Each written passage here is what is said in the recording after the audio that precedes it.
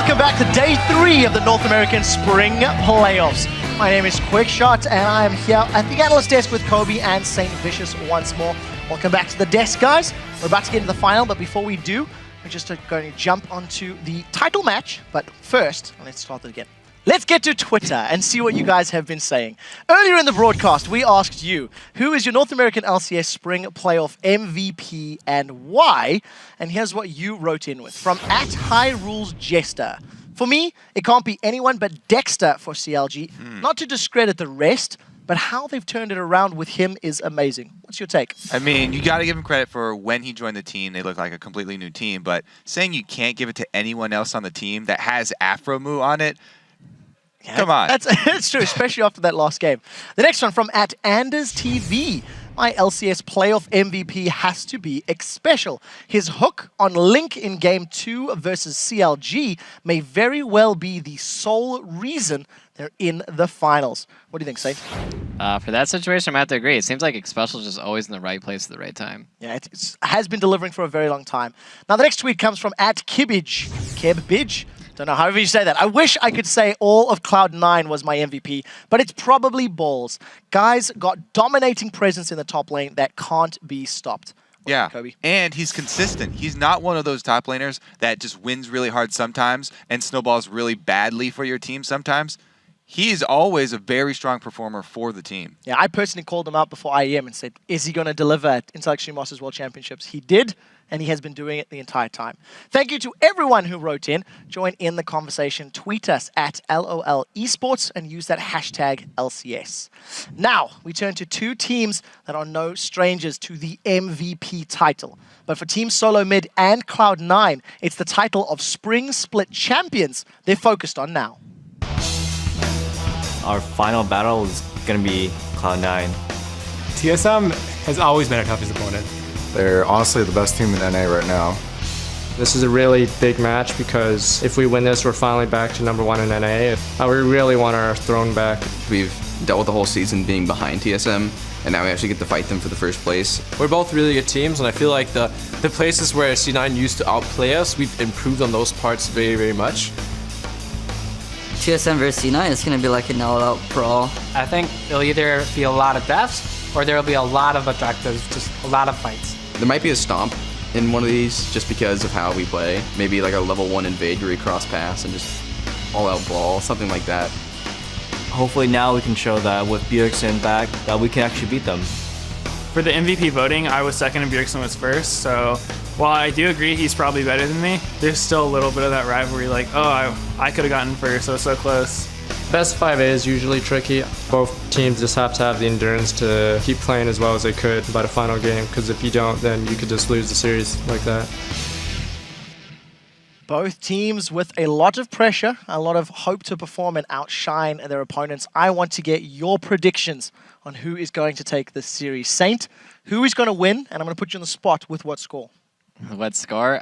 Before I would say it'd be a Cloud9 sweep, but after watching those games yesterday where both teams seem to have a struggle in their matches, even though Cloud9 did 2-0, I'm going to say it's going to be 3-1 for Cloud9. 3-1 to Cloud9. Kobe, what is your lock-in? I definitely am split now. I'm still going to go with Cloud9 just because of the history between the two teams. They have a ridiculous performance against TSM, and they haven't ever lost a playoff game ever. So I'm still going to pick Cloud9, but I think they will lose a playoff game here versus TSM.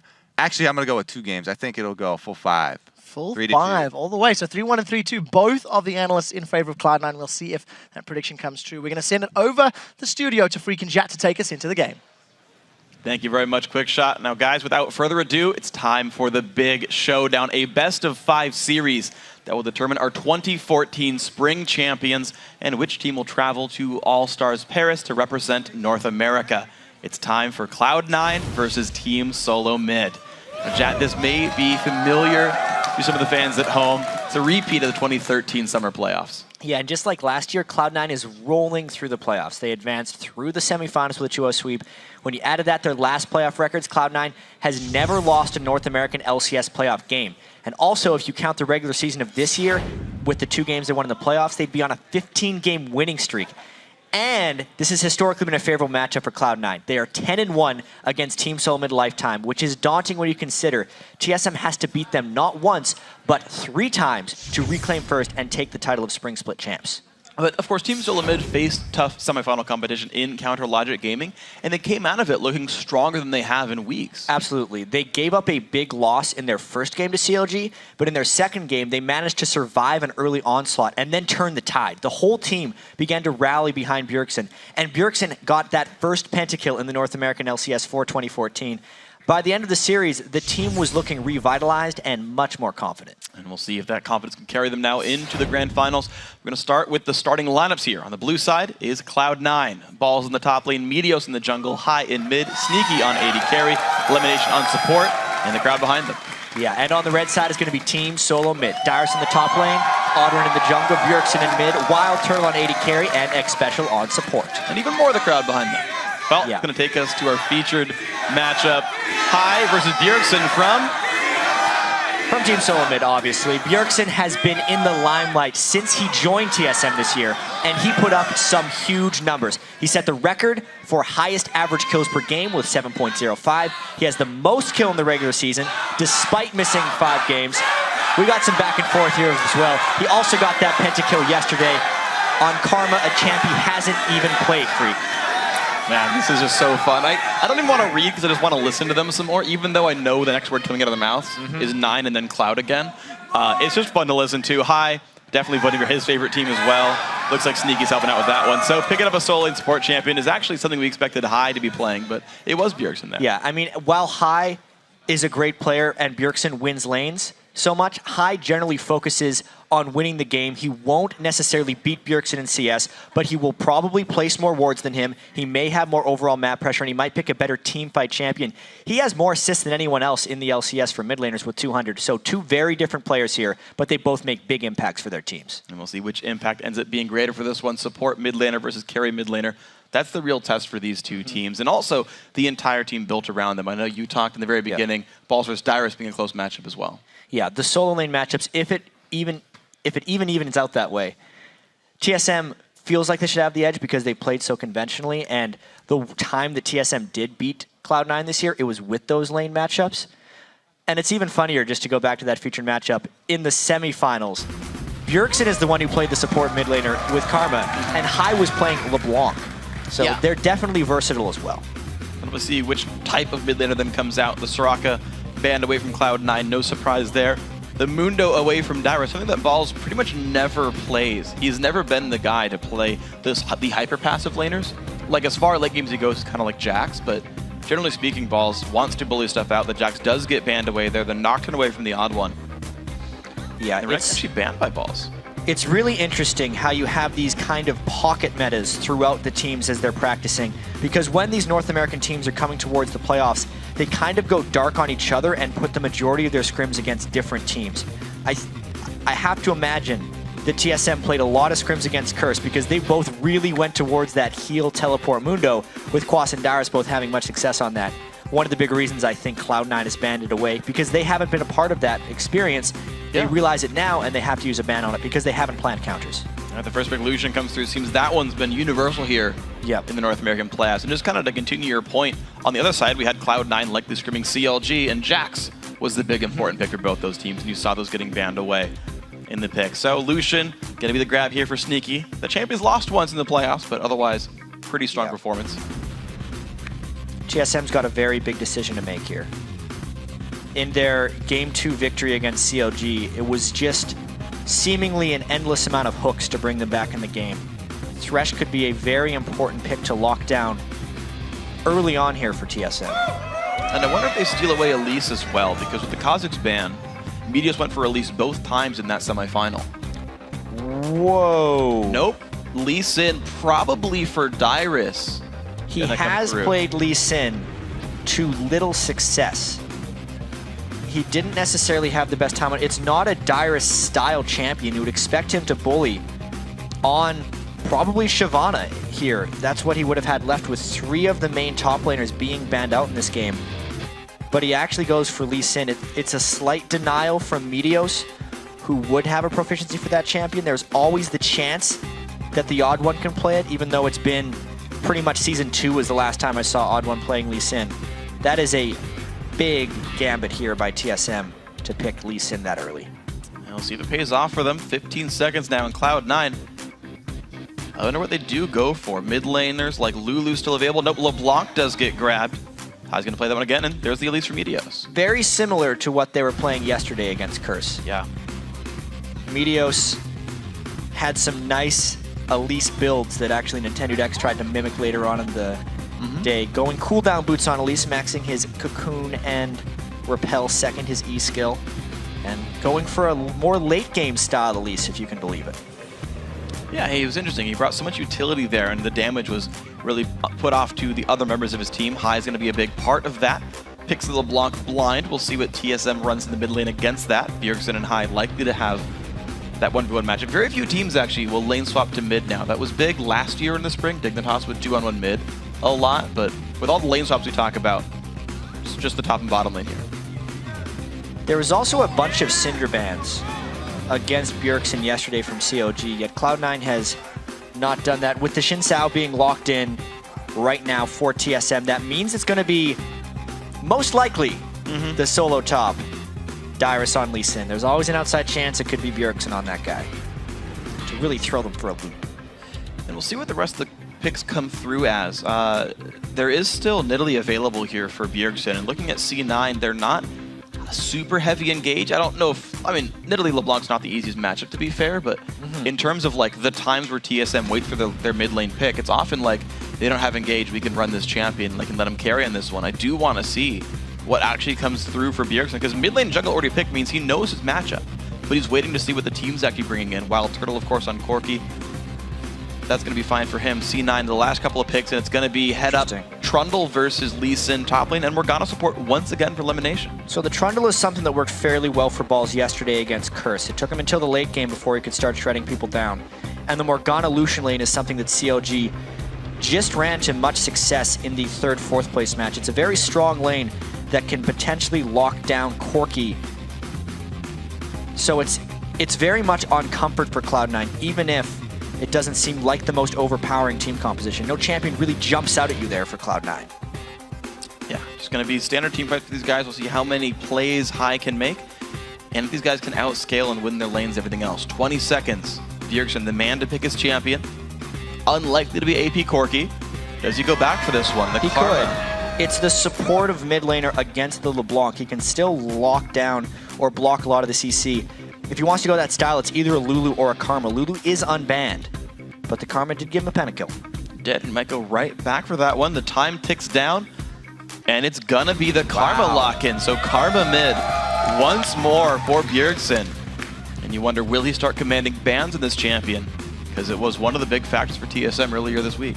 And it really did seem yesterday like TSM had not adapted very well to the ever-changing League of Legends game state, but this time, they're going with what worked for him yesterday for the most part. The Xin Sao with the Karma will be a very strong initiation combination.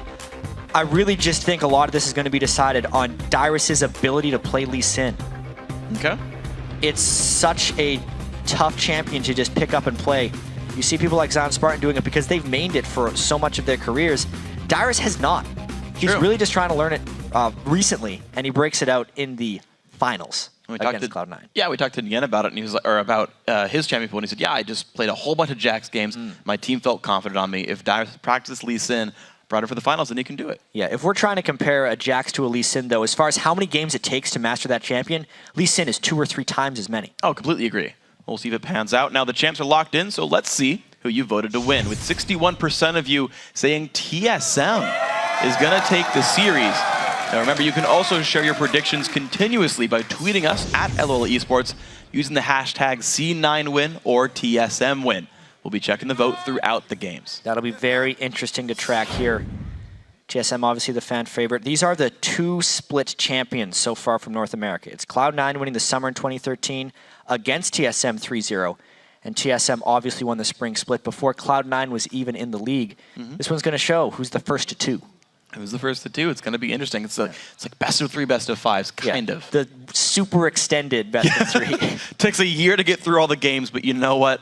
It's worth it overall, guys. Here we are, game 1 of the best of 5. Who is the best in North America? These 10 gentlemen are in the contention.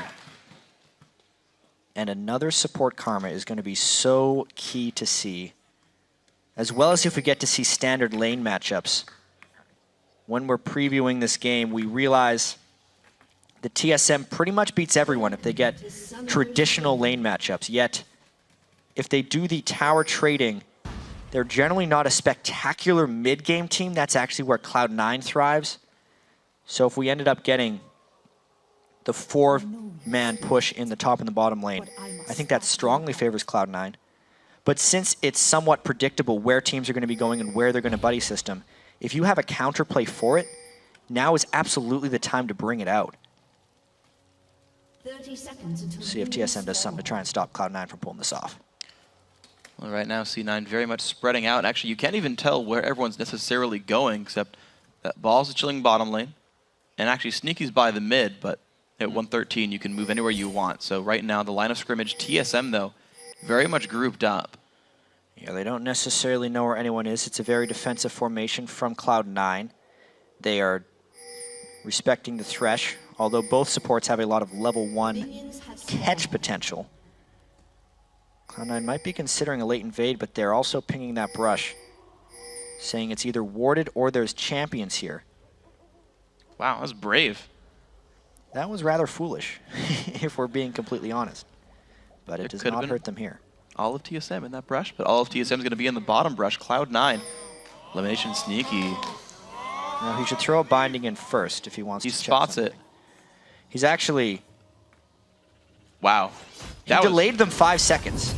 That was incredible because normally if you see no one there, you're like, oh great, we can get a ward down and like invade this buff. Yes. And TSM waits for them in that brush. I really wonder how much of that is how much these teams scrimmed during the regular season and just trying to pick up on level 1 tendencies. Elimination didn't have knowledge of what he was doing. That was mainly just guesswork, and it ended up giving them about a 5-second edge in the jungle. And it's going to be panning out as looks like Ball's taken away. A small camp there with Meteos and then teleporting back to the top lane. So Balls shared XP on the red buff. Hey, but we got conventional lanes. Yeah, we did. That's the biggest thing. This is actually what TSM wants, and now we really get to see the level of Cloud9's laners versus the level of TSM's laners, because this is mostly a straight-up matchup. This is the best that TSM could have hoped for from their level 1. And the odd one going to be grabbing his red buff for this one. Looks like he'll end his jungle route, or the early jungle route, on the top side. We'll see if it actually manipulates the Balls versus Dyrus matchup. Meanwhile, Meteos taking his Wolves will be hitting level 3 around the same time and near the same side of the map. That is a matchup to watch. The mid lane as well, LeBlanc versus Karma. Also interesting. And I think the mid lane is going to be particularly fascinating because Hai and Bjergsen really embody the playstyle of North American mid laners. Hai, more than anyone, even though he doesn't have spectacular farm, goes for more early kills than almost anyone else. He all-ins so many people at level 2, a lot of times just igniting them extremely early. And yesterday we actually saw some level 2 kills in the mid lane. Bjergsen is one of the best people to do that throughout the year. Even if you look at average CS of the mid laners, North America is much lower than European mid laners. They average about 75 in North America. There's a lot of European mid laners that are up in the 80s, but that's because American mid laners aggress much more. They go for way more kills, and farming is not nearly as much of a priority. All right, now we're going to see how the farming goes in the bottom lane, though, because C9 getting the shove in is kind of the duo lane way of aggression as you push down to the turret and force them to be stuck in the back lines right there. It's a 6-minion lead because of all this work. I meant CS at 10 minutes. Yeah. Just to make sure that's not confusing. Oh, to be fair, yeah. Yeah. That's the mark we're going to be looking at. So we're 40% of the way there. See what happens. Yeah. 6 minutes in the future. We can see if they're actually beating their own average records. It'll be something you guys can watch at home. You can call us out if we get it wrong. I'm likely to. Yeah, these bindings need to be able to line. Lemon Nation using a lot of his mana early, but they're just trying to shove in Corki to his turret. Lucian is very strong at shoving, and they're trying to get rid of the minions as well so they can land the dark bindings. But here's the first move, though. Meteos slinking into the top lane, and Balls just less hitting. High going to take some damage, doesn't land. The chain roots in towards Bjergsen. They trade blows fairly evenly, and these guys also trading CS pretty close. Bjergsen slight lead. You should expect Karma to win that lane matchup. I think that's one of the big reasons Bjergsen likes Karma so much, due to the fact that she has access to empowered abilities at level 1, no true ultimate. Karma wins most lane matchups, and and Bjergsen is very good at exploiting that. He's doing that so far. Hook not quite going to land on a sneaky. Both junglers went towards the top side. Meteos now going to get warded out, though. More harass coming down. High going to take still more damage on this one. Bjergsen doing a lot now. 5 minions in the lead. Okay. Bottom lane plus 10, though. Cloud9 down there doing great.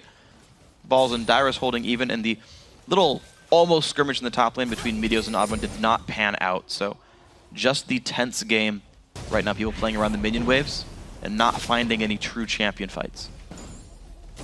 Yeah, so Cloud9 is contenting to these laning phase fights, and honestly, if we think of the overall scaling of these teams, Cloud9 is superior to them. Odd1 on Xin Zhao and Dyrus on Lee Sin do not scale to the likes of Trundle and Elise. Trundle and Elise, of course, with all that % health damage and a well-played late-game LeBlanc, can remove one player from the map. So definitely here on Cloud9, if they actually trade the laning phase and don't fall behind to TSM, they should hold a late-game advantage.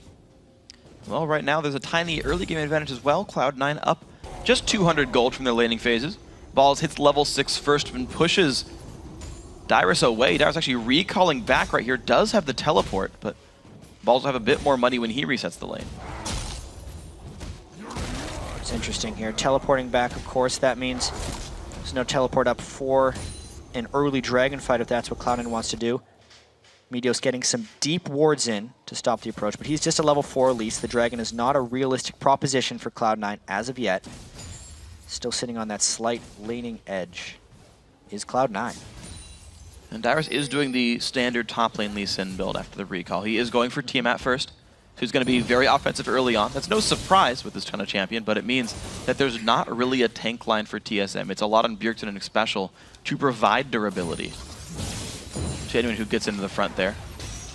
Balls goes Cutlass as well. Hook actually not going to get spell shielded in time. Yep. Desync on the coordination there in the bottom lane, though Wild Turtle had just Valkyried away as X-Special out of the hook. So there was no potential follow-up. That lane was getting pretty heavily harassed by Sneaky's Lucian. Here we go, another trade on the top lane. Actually, ulti's available, used by Balls, immediately kicked back by Dyrus. He does not want this fight, but the pillar comes down, jumps to a minion. Dyrus will stay safe, but loses a good chunk of health for that one. You can see Dyrus is actually going a fairly defensive skill order on Lee Sin. He's maxing his W. Bigger shield, more lifesteal, and spell vamp to sustain through Trundle. That is generally going to make that into a farm lane, which will benefit Cloud9 in the long run. Balls, of course, is the all-league top laner as voted on by a panel of experts and the teams themselves. And he's showing why right here. A good chunk of damage down. Q's going to land. Dyrus does go in. This one takes another shield, and you can see he actually is able to pretty much nullify the damage of Chomp with the safeguard, but it's on Balls to sustain up. He's got a Cutlass and his passive, so Dyrus must auto-attack and lifesteal back to get his health in decent shape for this one. Meteos, though, will kill the ward, but that's going to give enough time for Odd1 to grab his red buff. Yeah, I'd say that's just good play here by both of them, unless Meteos can get something crazy going here. Meteos knew he had a safe invade at that moment because Karma had just went back, yet it was still a good pink ward because TSM was expecting some jungle shenanigans coming out of Meteos. They trade the pink ward for the safety of Odd1. Now going to be the blue buff going over. A pretty late blue buff, all things considered, but High, starting with a needlessly large rod, is going to grab that, get back to his lane. Bjergsen going for the more standard Athene's build. And this is actually a good call by High. High actually has very good game understanding as far as the mid lane is concerned. Not many people would immediately know what to build against a Karma.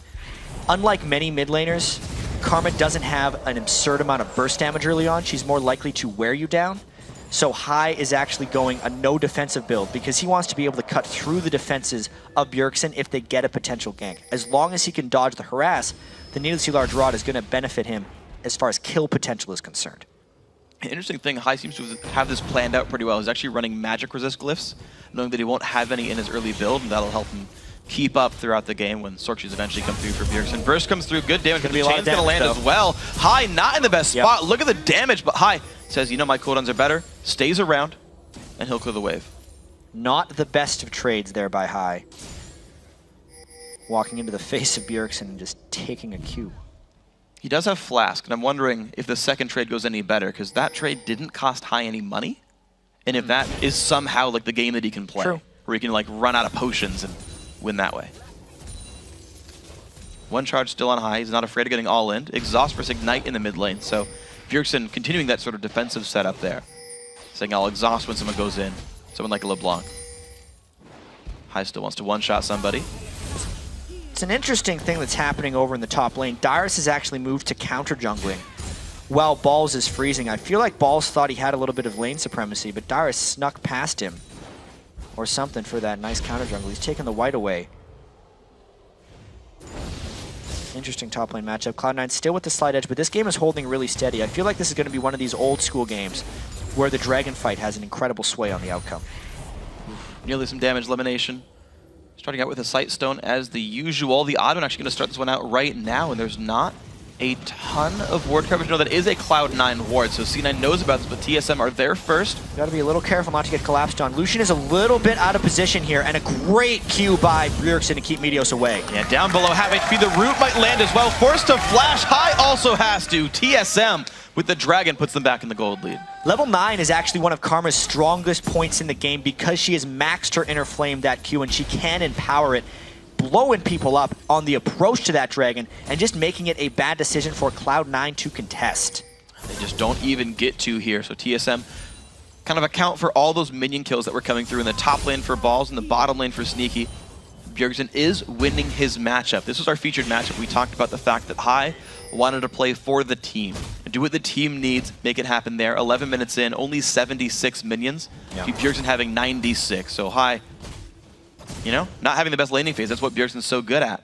But now we have to see how it transitions with the rest of the game. And we talked about this with Bjergsen's Karma game yesterday. It is outside of his style, but it doesn't mean he can't play it well. Typically, Bjergsen will be on the Assassin champions where he will individually go make plays, get kills, end the game at 10-0. But with Karma, it's a much more team fight oriented supportive process where he still does damage, but it's over longer periods of time and it's in big team fights where they have to work together. It worked for TSM in Game 2 yesterday against CLG, and it's working a little bit here. His Karma play has been very impressive, but here's the row. Here's High looking for this one. Can they get the damage? Special walk to the force back. There's the chain flash force for that. It's going to lose a minion wave in the mid lane for High, though, as Bjergsen's pushing down. Double heal by both of these bottom lanes as well, which means the kill potential from both of them is a little bit diminished. It would require a very powerful dive in order to take someone down with the turret dive. They try to catch Bjergsen, they get him with the buy! Completely through the boards. The burst comes through. He's got nowhere to go. Exhaust elimination. That's not who he wanted. And High picks up first blood. Big comeback kill because they can potentially get the blue buff here as well. 4 members of Cloud9 are moving towards us. Lemon is low. Odd One goes in. He gets binded though. High, can he go in for the burst as well? Blue buff losing health. Odd One goes down. Sneaky finds the kill. Wild Turtle went a little too crazy on that one. Meteos should secure this blue buff away. What a good start for Cloud9. Knowing when to go in and when to go back is some of the marks of the great teams right there. And Cloud9 stayed in despite being low health. A lot of it had to do with Lemon Nation's pinpoint precision on those dark bindings. He catched one on Bjergsen, got another onto Odd One, and that's the reason they picked up 2 kills. And meanwhile, this top lane is just going well for Balls. He's up 26 minions right there. Not getting a ton of turret pressure, but the thing is, he is holding Dyrus down. And we talked about the fact that Trundle would outscale in this overall game sense as well. So this is something going quite nicely in Cloud9's favor. We have to see if TSM can do something to pull themselves back in this game, because C9 are making the better moves right now.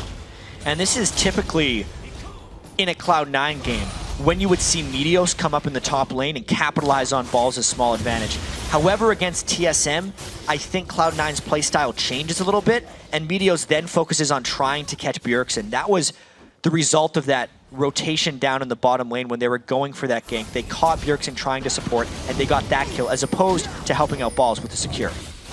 And the Odd One, though, going a little bit aggressive for the blue buff. Meteos finding him one more time. The flash over onto High. Are they going to turn the pressure? Yes, they do. Odd One goes down, making that 3 for 0. Great pillar forces the flash from Bjergsen. He's going to get out, but the blue buff will go to C9 quite easily. Control is being lost right here. Yesterday in the games against CLG, Odd One put a huge importance on stealing the blue buffs. That has always been his play style throughout his career in League of Legends. Cloud9 punishes him there, knowing that would be his next move. Cloud9 got the blue steal away. That was the first kill onto Odd One. They knew he was going to go and try and get one back, and they catch him once again. Exceptionally well played. 3-0 on kills.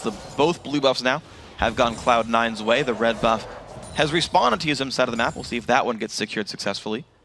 Dragon up in 2 minutes is going to give these teams time to collect themselves and prepare for the next engagement. High added Sort Shoes and a Doran's Ring since his last couple of kills here, so getting Pen to increase the burst.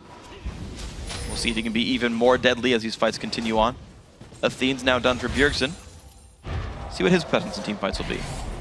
Yeah, as long as he's not getting caught outside of the typical team fights, he will be okay. No flash for Bjergsen is going to hurt as they approach that next dragon. But as far as zone control goes, because of the Corki missiles and the Inner Flame Qs from Karma, they do hold more control around the dragon area, as long as they don't let this game get out of hand.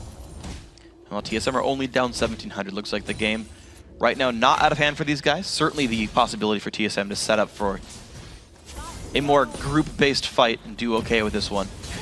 Last time when we were around the dragon area, actually, hold on. Nice little bit of harass. The silence helping him win the trade. Ball's going in pretty hard for Dyrus right here. The ultis not pop for either one.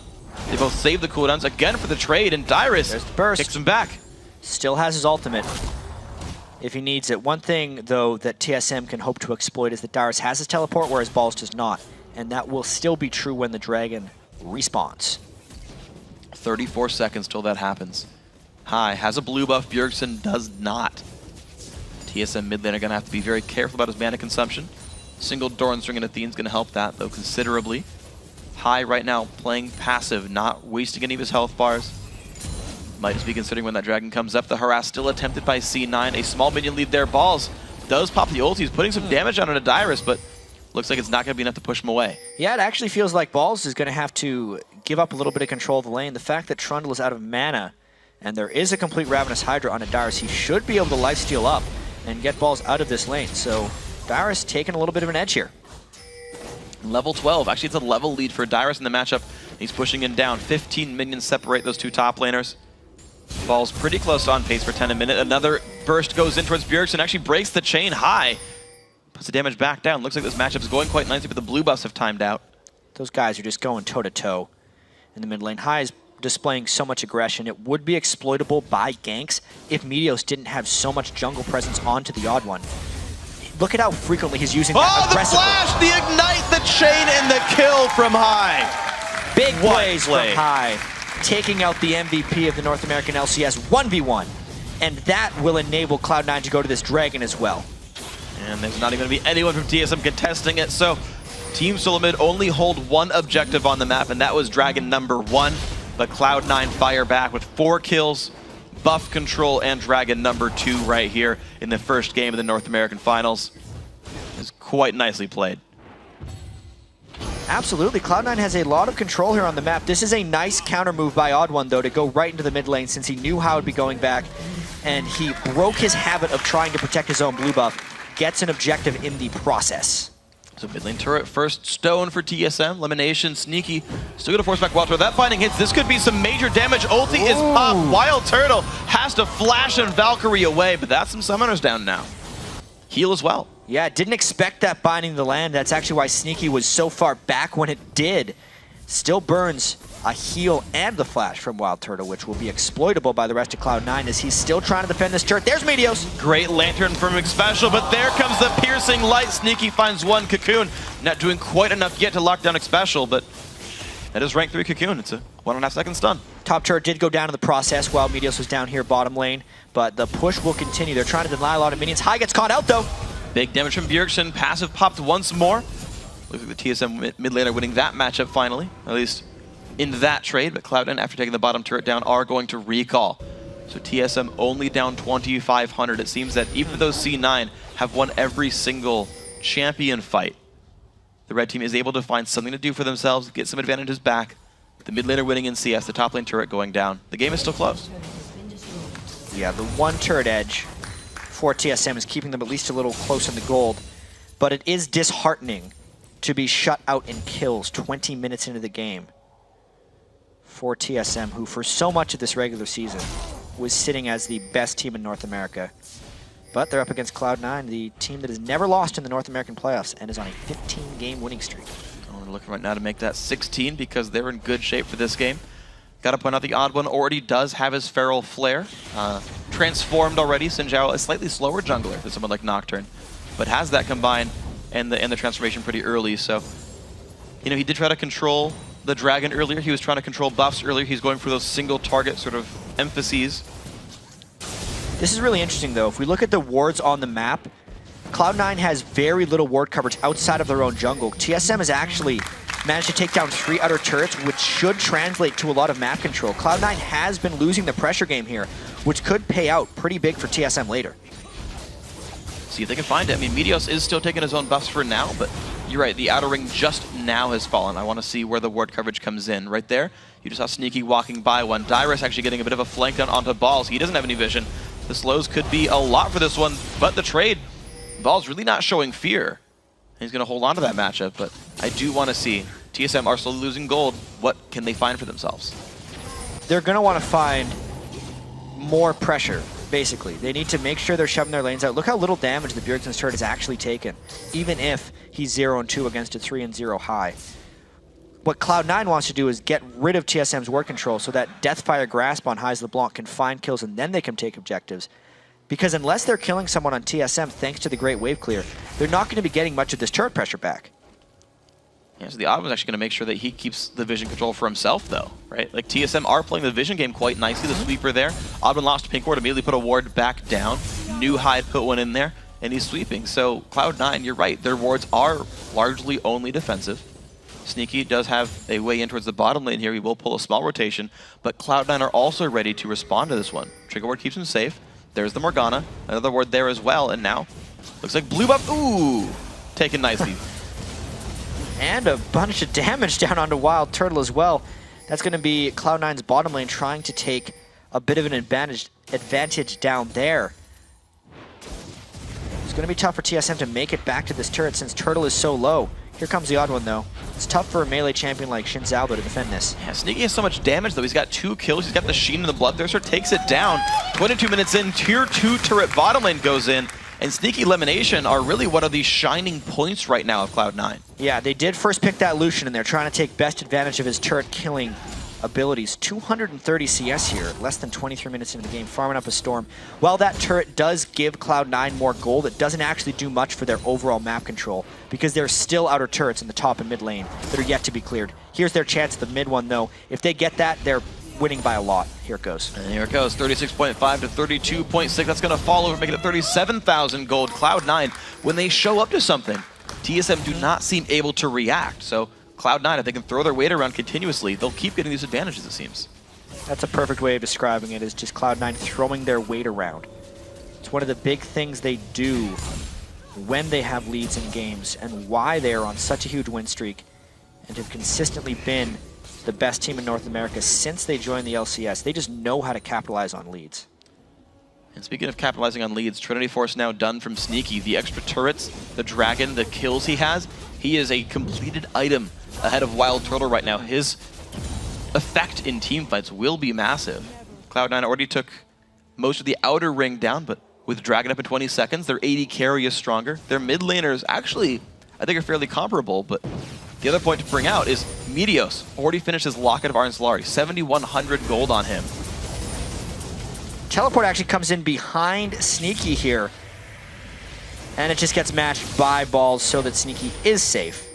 Yeah, but it puts C9 on the right He actually canceled it. He didn't come all the way in. It was just a matter of Dyrus going out. That means that it could be a 5v4 for this Dragon if TSM goes quickly.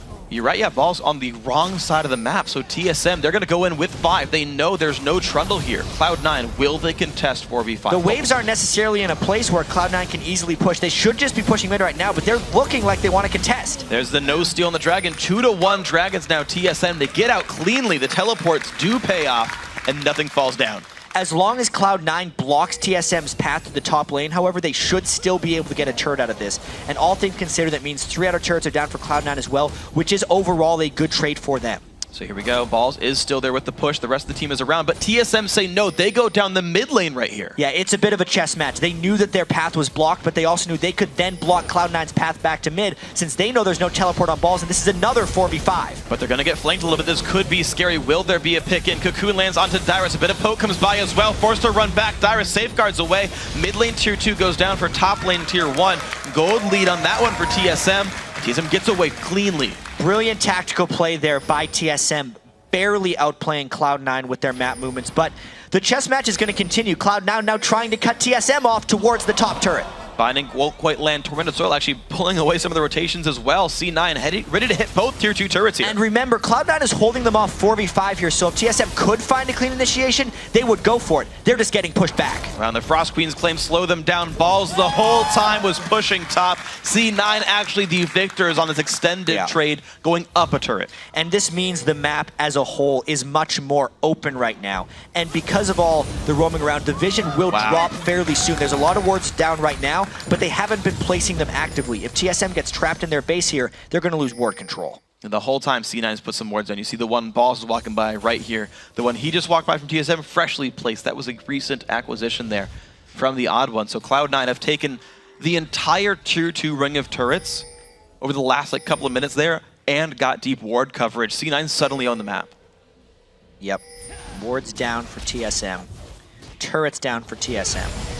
And they're still yet to get a kill. This Lee Sin pick from Dyrus is quickly reaching late game, and he is yet to make an impact. And straight up fights with Balls, he is no match for that Trundle at this moment. So TSM actually in a bit of a desperation mode right here, trying to take advantage of the strength of Karma at this moment and group up Cloud9 without getting caught by a DFG LeBlanc. It is a very tall task for TSM here. Well, there's a big TSM wave pushing down on the bottom. Oh, Oddman gets caught out. Lantern's on the wrong side of the wall. He goes down. It's a kill for Cloud9, 5v4 on the map. One Dark Binding, one DFG, and a dead tank on the odd one side. He did not have enough magic resistance, and now Cloud9 can power play up the mid lane, again cutting off TSM from the defense. You're seeing the poke come out from Corki, but it's not going to be nearly enough. The minion wave coming in right about now, but it's enough for TSM to make the rotation. The wave clear for Bjergsen. Missed the first Q, but C9 not wanting to go in. They separate Wild Turtle, though. Lantern on the other side of the wall. He just goes down. He gets exploded by High thanks to the flash, and now here comes the dive. 5 versus 3, kick back onto Balls. C9 still go for this one turret. Starting to take damage. Sneaky Pulse aggro, though, has to back off. TSM will probably hold this push, it looks like, but no, the turret taking more damage. Good dash by Sneaky keeps him safe, but C9 must back out. They still get a decent chunk of turret damage. If they go back, they'll be able to finish that one off, but it will regen if they don't make it. The lead grows, the kills grow, and Cloud9 comes away with another advantage. 5,500 gold, the lead for these guys. High. Gotta be careful. Gotta be. Binding misses. Dyrus. Yep, there's the dash. TSM own the wards on Baron, though, to be fair. They see Balls bottom lane. They should have a general count on his teleport to think that is up. This is contestable by Cloud9. Balls is a little low on mana, and the rest of Cloud9 is going to come in. This is a bit of a desperation play by TSM. High, making sure his presence is felt just to scare TSM off while the rest of Cloud9 approaches. That was really well played. Lucian's going to push the mid lane down, and Baron is going to regenerate back up. Ward coverage comes out. TSM do not want the counter Baron to come through, but TSM are healthy if they have to. Poke comes in. Does not aggro Baron. This is actually going to be another one of these push-pulls. Sneaky runs up the mid lane while Balls tries to distract the rest of TSM. They might just go and try and damage this turret. A minion arrives, meaning the turret can go down. And 3 members of TSM are going to go back down to defend the mid lane, but it's going to be too late. Mid lane inhibitor turret falls. Cloud9 up about 8,000 gold. The chase. Oddman forced to ulti away, but he's cut off. Morgana and Lucian on the other side. High misses the chain. He's got to be a bit careful. Passive is popped. Odd one gets the right target. Red buff. No, High levels up. No, maybe even dangerous game. Dangerous game saved him. So close to falling down there, and it just seems like Cloud9 is a step ahead of what TSM is doing. Every time TSM makes a nice play, Cloud9 makes a great play, and they're continually punishing TSM. Wow, so solo mid just can't quite find their way in. So they got an 8,000 gold lead, and they get to gigantic wave in the bottom lane, cleaned up here by Sneaky. Everything going so very well for the Cloud9 squad. All these strategic rotations have worked out as like +1 turret, +1 kill, +2 turrets even. TSM have yet to outplay the map against Cloud9.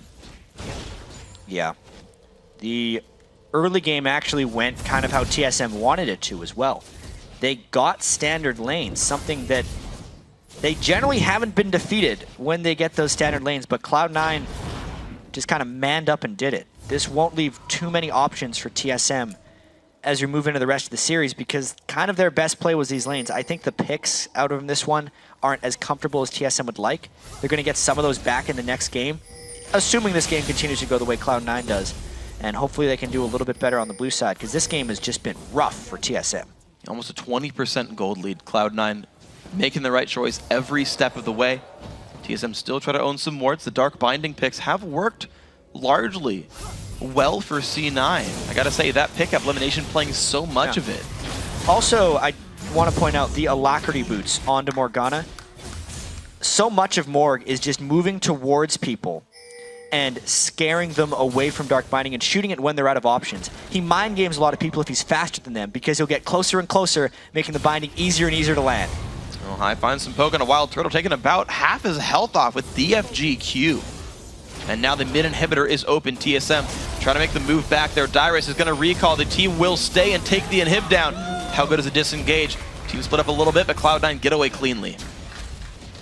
Dyrus trying desperately to make a play in the bottom lane. He will demand a response down here, or at least some action by Cloud9. It doesn't seem like Cloud9 is too phased by this, though. Either they got to go for Baron or they got to go down to the bottom lane. Well, Dyrus about to take this turret down. That will be the 5th turret for TSM, but Cloud9 has started up. No, they haven't started on Baron, but Ball's coming down, maybe to stop that. No rush, though. The split push for Dyrus does get a tier 2 turret. Cloud9 not panicked. They let it go down. No teleport was up for Balls. Oftentimes you see panic out of a team like that, and that's actually what TSM wanted to instill in Cloud9. But they very calmly take a moderate loss to maintain their big edge in this game. 8,500 gold, the number. Every time, it's going up every time I look at it. High looking for the chain, finds on Bjergsen, but hooked in nearly on the box. There's the play as well. Special flashes the wall. Bjergsen slowed down by the Morgana active. To be Medius now finding a bit of an engage. Oh, Sneaky gets and Wild Turtle are there. Sneaky on the wrong side of this fight. Kill picked up. Well played there. Special does get away from that one. TSM, they find a 1 for 0. And they're on the chase. And it's the disengage and teamfight power of the Karma there that gives them their first kill. A nice step forward for them, showing they can make a play. Dyrus with a big move there to get Sneaky way out of position. Oh dear. The engage, these chains, the ignite, not quite enough. Looks like Bjergsen will live. That was rather close. Special also dangerously low. Yeah, a lot of shield power across the board there. They managed to burn the McHales. That's one of the big reasons Bjergsen didn't die there. Very good play by Special to give him the heal, actually. But let's take another look at this play. Sneaky looking to go a little bit forward, but behind them, Dyrus is making a big move, and Sneaky goes way over the wall. Then he actually flashes away, but Dyrus is already on the way to him. Sneaky's slick escape turns into a slick death over the wall. Nice play by TSM. And a clutch summoner heal by Special kept him alive when we saw High at the end of that clip trying to chase him down. Yeah. So TSM back off. They did find a way to get a kill for themselves. They're down back to under 8k, the gold deficit. So we did see them with clutch hooks sneak back into a game against CLG yesterday. That's the kind of story that TSM's going to want right here. They defended a pink ward, and they found the random pick. Dyrus jumps the wall to get away from High, but mid lane has a dead inhibitor. C9 ride that down the mid lane, and they go towards Baron. Yeah, and TSM wouldn't have been a top team for so long if they didn't know how to stall games and draw them out. It's what they're trying to do with Cloud9 here, hoping to find an opportunity, but Special gets trapped. Twin Shadows and a trophy, nowhere for the TSM support to go. Harass not going to matter much to C9 as well. Great play on this one, 9-1. 5-4 on the map, and they're going down the mid lane. Bjergsen tries to find some slows. Balls will look for another trophy, finds Wild Turtle, and auto that one. Ruin King used as well. Corki is slowed. Now so is Xin Zhao. The jump in High. Looks for the burst, misses the chain, has to jump back. That's passive pop. Cocoon not quite going to land. The C9 shoved the mid lane in very far. Honestly, though, that's not the end of the world for TSM. Nobody died. They did have to burn a flash on the odd one, so if that scenario were to play out again, Cloud9 would then be able to finish. It was really just the return fire onto High that managed to pull them back here. Cloud9 is still going to continue to try and starve Baron vision in this game, and get TSM to check the wrong brush at the wrong time. That's how they want to find their edge. If they catch anyone but X Special there, I feel like Cloud9 might even be able to push through for a victory. That is a nice pillar. Well, Ball's going to start this one off. He is the tank in the front line, has not yet popped his ulti, but does get forced back a bit. Wild Turtle drop dangerously low. Dyrus on the run. Odd One, though, goes in for the fight anyway. Ball's knocked up. The fight's still continuing. No one has yet died. Odd One stunned up, though. That's a kill picked up by Sneaky. And they're still going. Bjergsen, the Cocoon, lands the trophy. Oh, not going to beat up. It's the Lantern that keeps him safe. Dark Binding hits X Special. Big Slow comes out, but the burst comes back through. It's going to keep the team safe, and another kill picked up by Cloud9's AD carry. The dive in high. Doesn't quite land the chain, but he does have a team to back him up. It's still 2 kills on targets of TSM. They get the inhibitor down. They can just back away. Cloud9 using their gold lead there. You could really see how TSM's team composition is actually quite good at sustaining team fights. Cloud9 caught them out there with a huge kill lead and gold lead, and it still took them some time, but they showed their advantage, they pushed them back, and now they can start forcing Baron. So Dyrus waiting in the wings, the Odd One very far away from this one. No good way to get in quickly. And Baron on 2/3 health right now. Cloud9 staying in the pit, but TSM want to contest. Dyrus finds a Q. So damage to Sneaky. He's going to stop the Baron attempt. Cocoon's going to miss, but Dyrus will go down. 1-0 elimination nearly falls. 1 hit from dead. Baron won't claim his life, but now Bjergsen is getting chased out. Another Cocoon does land, though. Meteos on a rampage, 4-0-7. Yeah, the tank Elise coming in pretty strong. He's actually going Randuin's next. Void Staff would probably be his last item since he does so much of that percent health damage. But quite honestly, there's not too much percent health that he needs to cut through on TSM. He just needs to be what he is right now. Cloud9 has been so good at controlling this game overall. 13 kills to 1 is a rather large statement, and just playing it safe every time they can. Looks like just enough lifesteal, though, keeps Wild Turtle alive. I think he goes positive by attacking trades, using auto attack trades against High right there, and he does get out. 90 health on him. Gonna have to recall, of course. And there's still a dead Bjergsen and Dyrus, which is incredibly critical for this Cloud9 team. They're going to start on this one knowing there's no wards inside, and then look to peel off or jump over the wall if the Odd One looks to steal. As soon as they saw that teleport, they said, all right, that's too big of a risk. That was just a Baron check more than an attempt. But it is a 5-minute cooldown now gone from Dyrus on that. So also 500 gold spent on the home guard boots. That won't pay off too much for him. Though similar thing did come through for C9. They've got 3 home guards themselves, interestingly enough. Dragon, though, being started up. The team is there. High actually going to be holding a split push on the side of the map. Cloud9 can take this with just 4. They've got the ward coverage to not get stabbed as they go. 3 of 5 dragons. Baron hasn't died just yet. C9 have disengaged those fights very well and picked up kills for them largely. They've either gotten a cooldown out or they've picked up champion kills every time they start Baron. And they're absolutely just looking for catches around the area. You can see from Lemon Nation, he has a 6.6 second cooldown on his Dark Binding actually because he's hit 70 or 40% cooldown reduction with his item build there. Obviously you have the low cooldown Cocoons from Meteos as well because he has maxed his E2, and there's another one of those catches. Odd One gonna have to try to take the Lantern, but he doesn't get one in time. High knocked around, gets X Special into the Baron pit. X Special is gonna be trying to fight that one. Dyrus will go down and joining the Odd One as a dead member of TSM. Special now locked up. Baron helping the team. Triple kill for Sneaky. Now Bjergsen getting locked up, gets the root back down. Wild Turtle getting chased away as well, goes back in to look for Sneaky. Sneaky with the outplay, and the team stays alive. Meteos unstoppable. Ball's gonna get locked up though. Bjergsen is alone from TSM. The trophy, that's in the eyes for Cloud9. They want number 1. They're gonna be taking game number 1. High will get a save from Lemon Nation. He will not go sour. It will be game 1 in 38.5 minutes, but Cloud9 are looking like the best team in North America right now. 18 kills to 1 in this one. A dominating performance there by Cloud9. More turrets. They played TSM's laning game at the start and just beat them up and down the map. Every time TSM made a play, which worked against every other team in the North American LCS, Cloud9 shut it down. Yeah, they did. Cloud9 made every trade properly. TSM made a play, C9 found something else to do. 1v1 lanes, 2v2 lanes, no big deal. The lanes overall went well. C9 even had a gold lead just from CS, and then managed to outplay the map on top of that one. That was the team.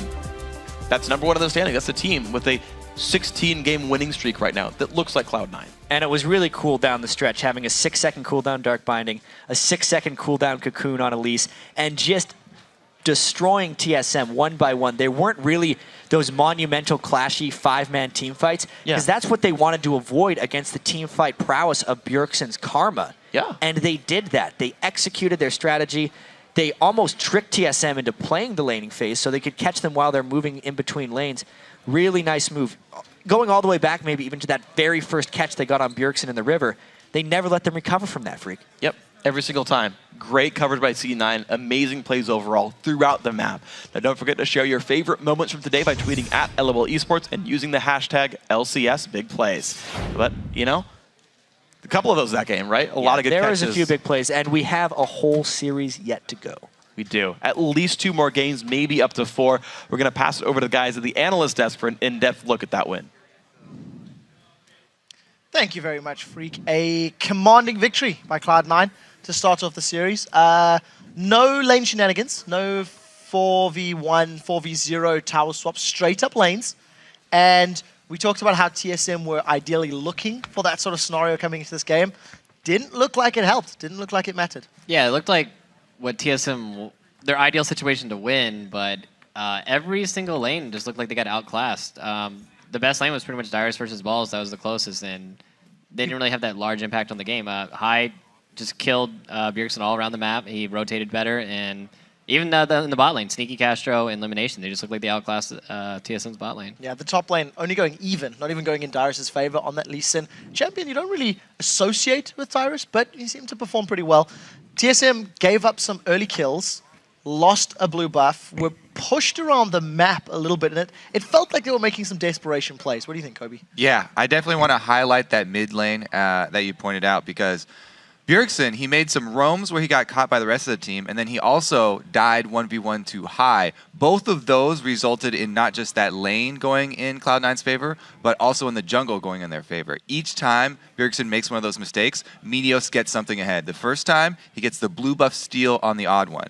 And this is why I always say the junglers that plan well, play well, because Meteos, after they kill odd one and steal his blue buff, Meteos goes back, farms his red buff. As soon as he sees the death timer from Odd One come up, he starts timing in his head, how long will it take for Odd One to come to my blue? And he gets there 5 seconds before Odd One does. He's just standing in the bush waiting for Odd One to come try and answer and counter his blue in return, and they kill him again while he's trying to make up for the ground that they've already lost. Talking about the Odd One, picked the Feral Flare jungler with Xin Zhao, got himself some stacks. Not the fastest, not the slowest that we've seen that upgrade. Saint, you were talking a little bit about Odd One's maybe adjustment from yesterday to today. What was your take on Odd One outside of some decision making, his individual play style? Because he struggled that game. 0-6-1 by the end of it. Yeah, it just looked like TSM and Odd One and Bjergsen specifically, they were playing catch-up the whole time. C9 would make the initial play, like that roam on bottom where they ended up catching Bjergsen. And yeah, C9 made the original play. Bjergsen's like, okay, I'm going to roam and try to counter that. And they just caught him out. And the same thing happened when they took the blue, what Kobe was just talking about. C9 made the original play where they took the blue. One tried to reciprocate, and they just punished him for it. And that was pretty much the entire game, was just punishing them for being behind. Odd One did get that dragon that you talked about. You're like, as soon as you get your wriggles, then you go instant dragon, and he went for it. Yeah, he actually did do that. He used the farming ability and the objective control for the Feral Flare pretty good. I was like, oh my god, this is so much different than yesterday. So he got the first one, but then Hyde died 1v1 for Bjergsen, and that cost them the second dragon. So, like, TSM, even though they had the timer for the dragon to come up for the second one, because Bjergsen dies 1v1 to Hyde, they don't get to capitalize. They don't get the second one. That's something that doesn't happen all too often either. Actually, 1v1ing Bjergsen. I actually wanted to talk about that dragon a lot. That should have been TSM's dragon because the top lane, Trundle didn't have his TP, and Dyrus was pressuring really, really hard, and he has his TP. So that should have just been a clean dragon for them, and because Bjergsen got just outplayed, murdered middle, they just lost dragon because of that. So we do have a replay. It's one of these slightly more obscure replays. Let's pull this up onto your screen. Basically, at this point in the game, Team Solar Mid are way behind. Let's roll this clip out. A few moments ago, Wild Turtle had been blown up and had been dropped in the background. TSM had tried to start off this Baron and had actually been pushed away from it. It was a desperate call, and Cloud9 positioned well. Yeah, this is just really Cloud9 just playing, gaining little advantages here and there. And the whole point of this is just to keep TSM occupied. Well, meanwhile, oh, it just cut off. But Sneaky Castro was pushing up in the middle of the lane on that cliff. So Yeah, just looked like the entire game with Cloud9 just getting small advantage, and they don't want to fight. They got the inhibitor turret off that. Because of the dancing, the inhibitor turret was pushed all the way up. And they don't take unnecessary damage from Baron. The times where they start Baron, they tank it just long enough to bait TSM over. As soon as they see TSM in a compromising position, they turn around, everybody leaves Baron, they're all on the same page, they focus down one target, and they get the kills. They don't really tunnel on Baron, which is a problem that a lot of LCS teams do have. I want to highlight something about the complete control that Cloud9 had. When you look at all of the games that we've seen from both of these teams this weekend, you have the feeling that Cloud9 are completely adapted to this style of play, this objective-focused gameplay, and they never once felt threatened by Team Solo Mid, by their movements, by any play that TSM made. Cloud9 had an answer or were doing something in preparation for TSM. Yeah, it just looked like Cloud9 was one step ahead of the game, and they never really forced any big fights. There wasn't any huge team fights that game. They're not like, oh, we're going to go fight for Dragon, we're going to fight for Baron. They'll bait you into somewhere where they want you, and like, all right, nice, you're right where we want you, and they're off doing something else on the other side of the map. So just Cloud9 looks tactically like a better team. You have to always be planning at least for the next 5 minutes. You can't really play the game reactively anymore. You know, back when I was playing the game, it was just, oh, you just play better than the person who's standing in front of you. You can't do that anymore. You have to plan out the next at least 3 moves that you're going to make. Well, playing better also helps too. I mean, they won all their lanes too. They won all their lanes too. So. We'll have to see if TSM can plan a little bit better coming into Game 2. We do have to go to a quick break while we rebuild the Nexus for that second game of Team Solo Mid and Cloud9. Don't go anywhere. The 2014 Spring Playoffs return after this.